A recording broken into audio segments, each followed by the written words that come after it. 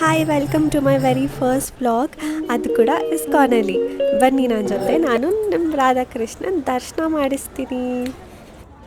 ಬ್ರಹ್ಮೋತ್ಸವ, ಅದಕ್ಕೆ ಇಷ್ಟು ಚೆನ್ನಾಗಿ ಡೆಕೋರೇಷನ್ ಮಾಡಿದ್ದಾರೆ ಲೈಟ್ಸ್ ಎಲ್ಲ ಹಾಕಿ.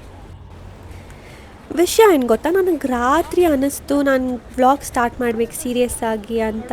ಬಿಕಾಸ್ ಆಫೀಸ್ ಟೆನ್ಷನ್ ಅದು ಇದು ಅಂತ ಏನೂ ಮಾಡ್ತಾಯಿಲ್ಲ. ನಂಗೆ ಕ್ರಿಯೇಟಿವಿಟಿ ಇದೆ, ಬಟ್ ನಾನು ಯೂಸೇ ಮಾಡ್ಕೋತಾ ಇಲ್ಲ ಅಂತ. ಸರಿ, ಫಸ್ಟ್ ವ್ಲಾಗ್ ಸ್ಟಾರ್ಟ್ ಮಾಡೋಣ. ಆದರೆ ಏನೇ ನಾನು ಫಸ್ಟ್ ಮಾಡುವಾಗೋ ಅಥವಾ ಏನೇ ಒಳ್ಳೆ ಕೆಲಸ ಮಾಡುವಾಗೂ ನಾನು ಒಂದು ಕೃಷ್ಣನ ನೆನೆಸ್ಕೋತೀನಿ ಅಥವಾ ಇಸ್ಕಾನ್ಗೆ ಹೋಗಿನೇ ಮಾಡ್ತೀನಿ. ಕೆಲಸ ಸಿಕ್ತಾಗಲಿ ಏನೇ ಆಗಲಿ, ಇದೂ ಹಾಗೆ ಇಲ್ಲಿಂದನೇ ಸ್ಟಾರ್ಟ್ ಮಾಡಬೇಕು. ಫಸ್ಟ್ ವ್ಲಾಗು ರಾಧಾ ಕೃಷ್ಣನೇ ಇರಬೇಕು, ಅದು ಇಸ್ಕಾನೇ ಇರಬೇಕಂತ ನನ್ನ ತಲೆಯಲ್ಲಿ ಬಂದುಬಿಟ್ಟಿತ್ತು. ಸರಿ ನೋಡೋಣ, ಆದರೆ ಇವತ್ತು ಹೋಗೋಣ ಅಂತ ಥಾಟಲ್ಲಿದ್ದೆ.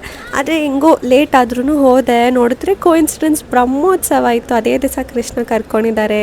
ಹೆಂಗೆ ಅಲ್ವಾ? ಮತ್ತು ಈ ಮೆಟ್ಲಿದೆ ಅಲ್ಲ, ಇದು 28 ಮೆಟ್ಲಿದೆ. ಅದು ಏನು ಲಿಂಕ್ ಅಂದರೆ ನನ್ನ ಬರ್ಡೇ ಕೂಡ 28. ಏನೋ ಖುಷಿ.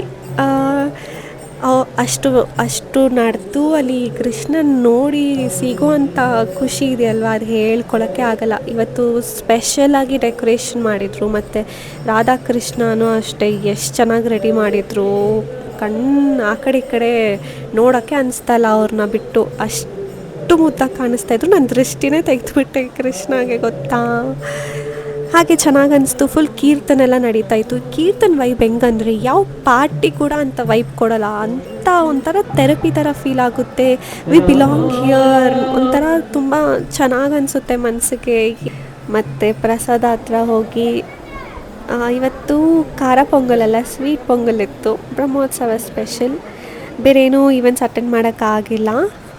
ಮತ್ತು ಅಷ್ಟೇ ಮುಗಿಸ್ಕೊಂಡು ಮನೆಗೆ ಬಂದೆ, ಕೃಷ್ಣನ ಆಶೀರ್ವಾದ ತೊಗೊಂಡು. ನೋಡೋಣ ನೀವೆಲ್ಲ ಹೇಗೆ ಸಪೋರ್ಟ್ ಮಾಡ್ತೀರಾ ಅಂತ.